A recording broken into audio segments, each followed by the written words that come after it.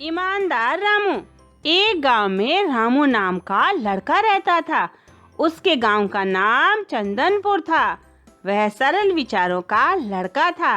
वह इतना गरीब था कि उसके पास एक कुल्हाड़ी के अलावा कुछ भी न था। वह जंगल में लकड़ी काटता था और लकड़ियों को बेचकर अपना जीवन बिताता था। एक दिन नदी के किनारे वह लकड़ी काट रहा था तो अचानक कुल्हाड़ी उसके हाथ से छूटकर नदी में जा गिरी। रामू बहुत दुखी हुआ। उसकी समझ में नहीं आ रहा था कि वह क्या करे और अब वह अपना जीवन कैसे बिताएगा। रामू को तैरना भी नहीं आता था, इसलिए वह जोर जोर से रोने लगा। उसके दुख भरे रोने को सुनकर एक अनोखा बूढ़ा उसके पास आया। जैसे ही उसे पूरी घटना का पता चला तो वह बूढ़ा नदी में कूद गया और थोड़ी देर बाद सोने की एक कुल्हाड़ी निकाल कर लाया। उस बूढ़े ने रामू से पूछा, क्या यह कुल्हाड़ी तुम्हारी है? नहीं बाबा, यह मेरी नहीं है, रामू ने कहा। बूढ़ा आदमी फिर नदी में कूद गया और थोड़ी देर बाद चांदी की कुल्हाड़ी लेकर आया।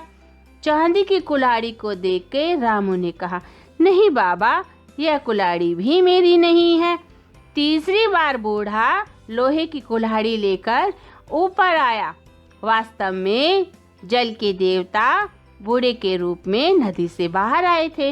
रामू बहुत खुश हुआ और बोला, हाँ हाँ, यही मेरी कुल्हाड़ी है। रामू ने खुश होकर बूढ़े को आश्चर्य से देखा और धन्यवाद देते हुए कहा, बाबा, आप मेरे लिए ईश्वर के समान हैं। क्या आप जल के देवता हैं? जल देवता ने कहा, बेटा, न तो तुम लालची हो और न ही बेईमान, इसलिए तुम लोहे की कुल्हाड़ी के साथ साथ सोने और चांदी की दोनों कुल्हाड़ियां भी रख लो। जल देवता ने रामू को उसकी ईमानदारी और सच्चाई का इनाम दिया। तो बच्चों, इस कहानी से हमें क्या शिक्षा मिलती है?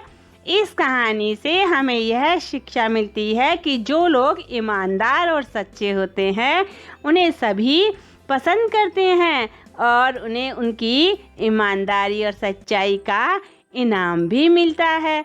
इसलिए हमें लालची और बेईमान नहीं होना चाहिए, क्योंकि जो लोग लालची और बेईमान होते हैं उन्हें कोई पसंद नहीं करता।